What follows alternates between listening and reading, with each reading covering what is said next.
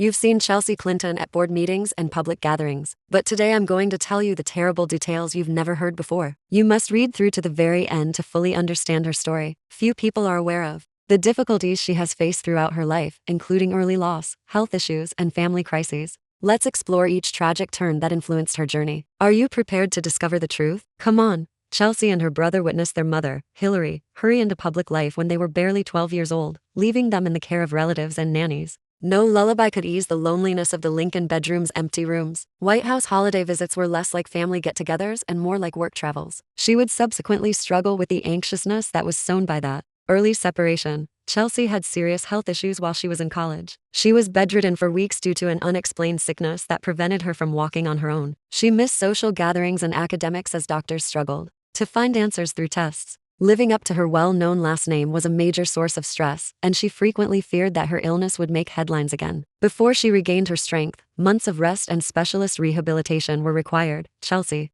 was subjected to savage online insults during her mother's first presidential campaign. People wrote abusive texts and blamed her for campaign losses. Every fresh slight was painful, a reminder that no public figure's daughter is ever unseen. The pain persisted even after she learnt to block remarks and hide her heart behind computer screens. Then the worst happened. A close college friend committed suicide. Chelsea talked about college jokes and shared dreams as she arrived for the burial, fighting back tears. Even for someone who always seemed in control, the loss made her realize how fleeting life can be. In an effort to save others from experiencing the same sorrow, she pledged to talk candidly about mental health. Chelsea balanced parenthood with her public life in the years that followed. Chelsea's heart raced every night until the results of testing were clear after her kid had an unexpected health scare as a toddler. Those evenings of worry mirrored the tension of her own adolescence, and she was all too familiar with the horror of losing a kid. Nevertheless, she concealed the trembling in her voice as she soothed her child by continuing to smile for pictures. There were storms in her marriage as well. Long stretches of time apart were necessary to balance prominent jobs. Chelsea